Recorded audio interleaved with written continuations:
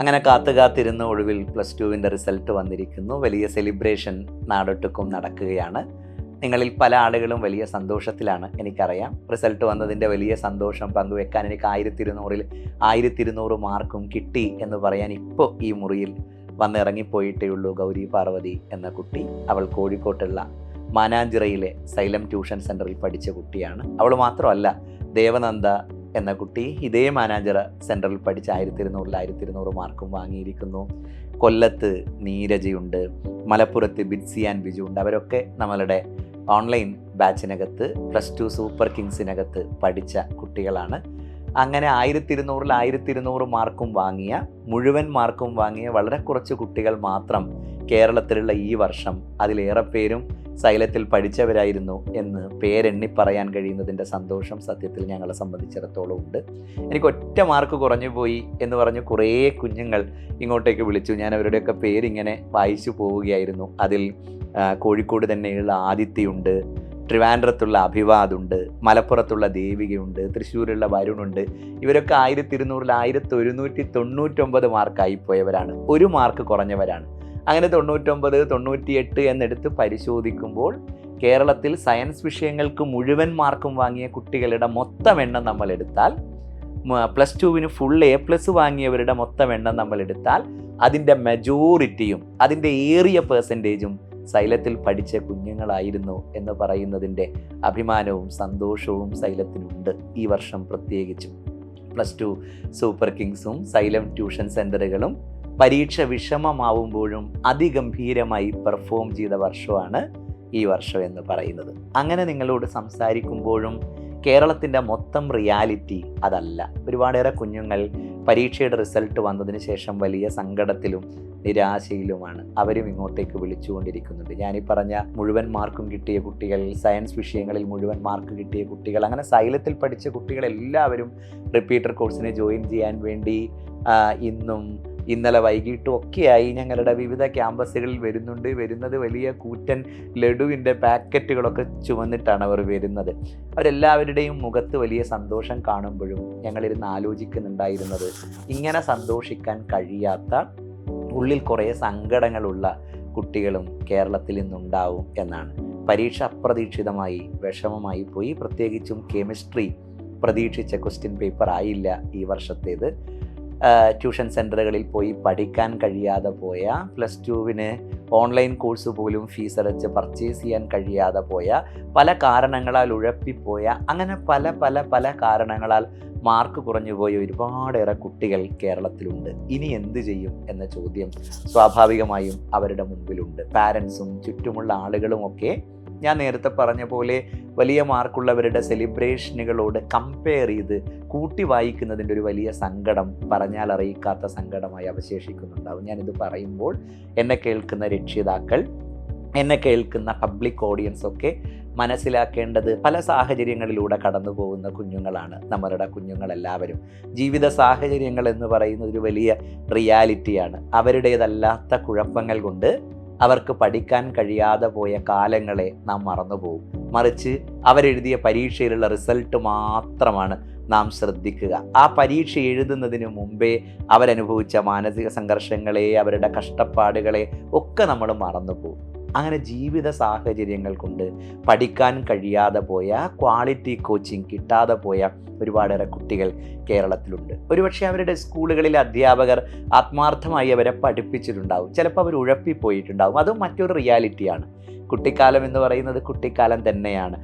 ഒരു കുട്ടിക്ക് 15 വയസ്സിലും 16 വയസ്സിലും ജീവിക്കുന്ന ജീവിതം അയാളുടെ 40 വയസ്സിലോ 50 വയസ്സിലോ ജീവിക്കാൻ കഴിയില്ല. കുട്ടിക്കാലം ഒരുപാട് രസമുള്ള മുഹൂർത്തങ്ങളാൽ സമ്പന്നമാവേണ്ട കാലം തന്നെയാണ്.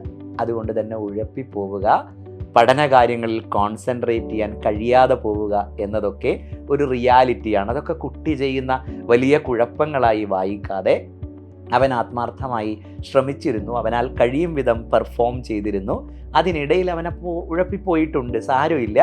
അവൻ അതുകൊണ്ട് അവൻ്റെ ഭാവി നശിപ്പിച്ച് കളയില്ല. അവൻ കുറെ കൂടെ ഇപ്പോൾ ഉഴപ്പിപ്പോയിട്ടുണ്ട് എങ്കിൽ, ഇപ്പോഴവൻ അല്പം സങ്കടം അനുഭവിക്കുന്നുണ്ട് എങ്കിൽ, അതിൻ്റെയൊക്കെ ബോധ്യത്തിൽ നിന്നുകൊണ്ട് ഗംഭീരമായൊരു ഭാവിയിലേക്ക് എൻ്റെ കുട്ടി നടന്നു പോവും എന്ന് വിചാരിക്കാനും അങ്ങനെ കുട്ടിയെ അഡ്രസ്സ് ചെയ്യാനും കഴിയണം നമുക്കെല്ലാവർക്കും. ഞങ്ങളുടെ മുമ്പിലേക്ക് കടന്നു വരുന്ന കുട്ടികളെല്ലാവരെയും ഞങ്ങൾ അങ്ങനെ തന്നെയാണ് കാണാനും കേൾക്കാനും ശ്രമിക്കാറുള്ളത്. ഇന്നലെ സൈലം പുതിയ വർഷത്തെ റിപ്പീറ്റർ കോഴ്സിലേക്കുള്ള സ്കോളർഷിപ്പ് അനൗൺസ് ചെയ്ത സമയത്ത് മുഴുവൻ മാർക്കും, അതായത് ഫിസിക്സിനും കെമിസ്ട്രിക്കും ബയോളജിക്കും മുഴുവൻ മാർക്ക് വാങ്ങിയ കുട്ടികൾക്ക് നീറ്റിനും, ഫിസിക്സിനും കെമിസ്ട്രിക്കും മാത്തമാറ്റിക്സിനും മുഴുവൻ മാർക്ക് വാങ്ങി, അതായത് 600 മാർക്ക് വാങ്ങിയ കുട്ടികൾക്ക് JEEക്കും 100% സ്കോളർഷിപ്പ് അനൗൺസ് ചെയ്തു ഇന്നലെ. 100% സ്കോളർഷിപ്പ് എന്ന് പറയുമ്പോൾ അവർ ക്യാമ്പസിലും ഫീസ് അടക്കേണ്ടതില്ല, അവർ ഹോസ്റ്റലിലും ഫീസ് അടക്കേണ്ടതില്ല. അങ്ങനെ 100% സ്കോളർഷിപ്പ് അനൗൺസ് ചെയ്തപ്പോൾ വന്ന ആദ്യത്തെ ചോദ്യം, ഈ 1 മാർക്ക് കുറഞ്ഞവരെ അപ്പോഴാണ് നോട്ടീസ് ചെയ്യുന്നത്.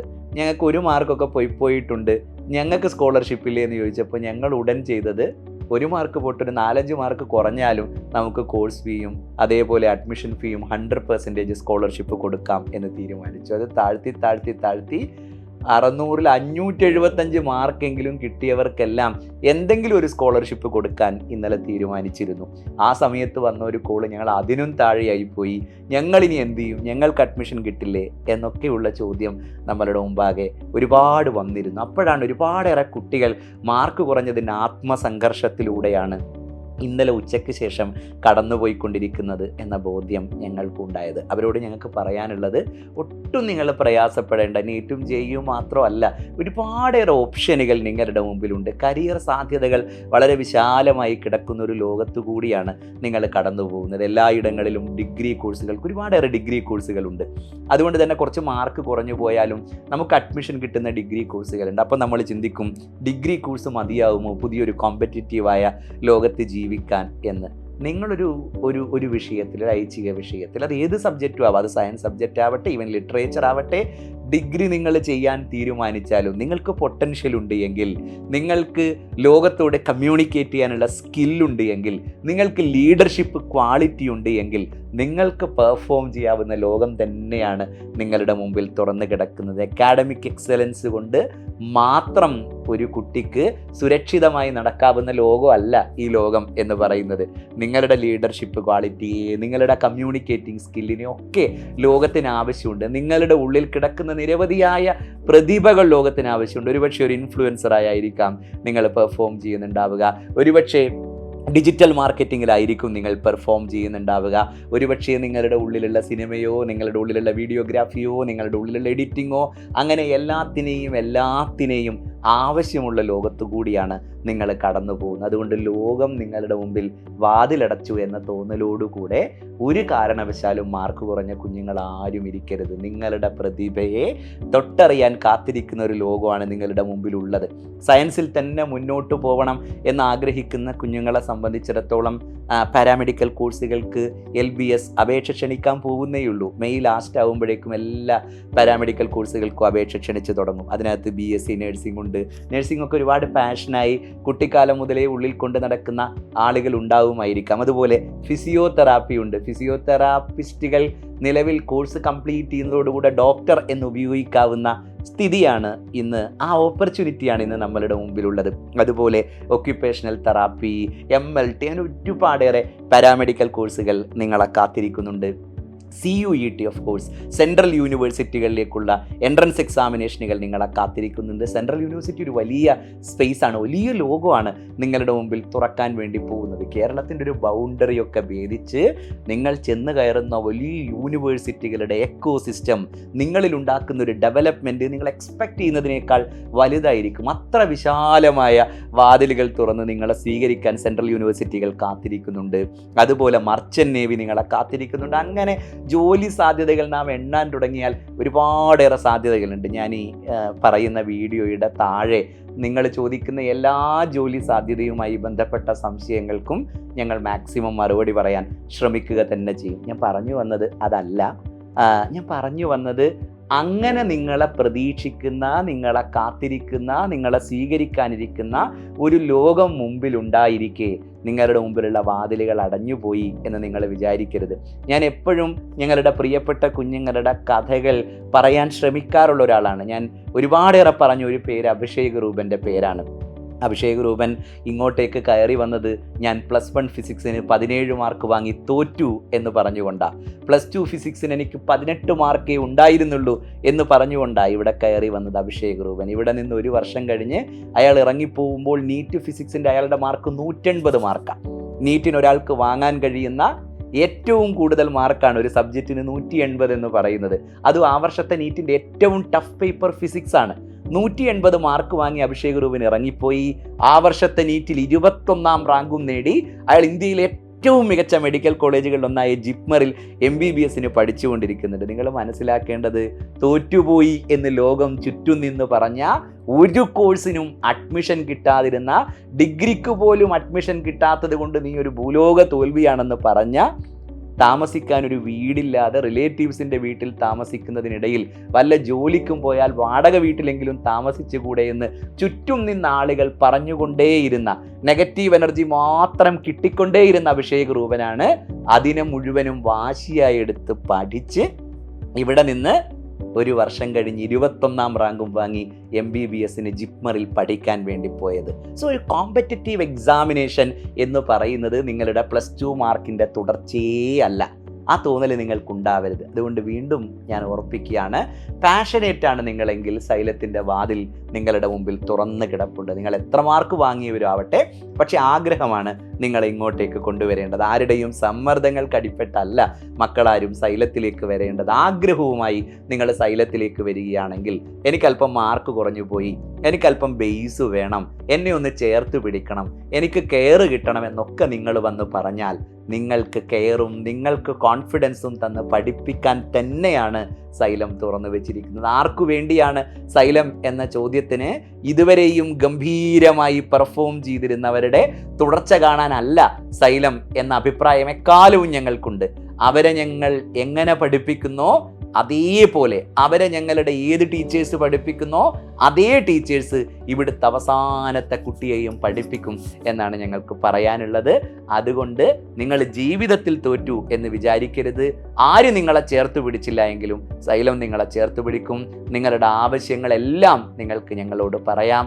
ഇനി ഈ പറയുന്ന മർച്ചൻ്റ് നേവിയും ഈ പറയുന്ന പാരാമെഡിക്കൽ കോഴ്സുകളും നഴ്സിങ്ങും ഒക്കെ മാറ്റി വെച്ചുകൊണ്ട് എനിക്ക് MBBS വേണം, എനിക്ക് എൻജിനീയറിംഗ് വേണം എന്ന് നിശ്ചയദാർഢ്യമെടുത്താണ് നിങ്ങൾ വരുന്നതെങ്കിൽ നിങ്ങൾ നിങ്ങളുടെ +2 മാർക്ക് ലിസ്റ്റ് ഇവിടെ മടക്കി വെച്ച് ഞാൻ ഇനി പഠിക്കും എന്ന ഉറച്ച തീരുമാനമെടുത്ത് സൈലത്തിലേക്ക് വരൂ.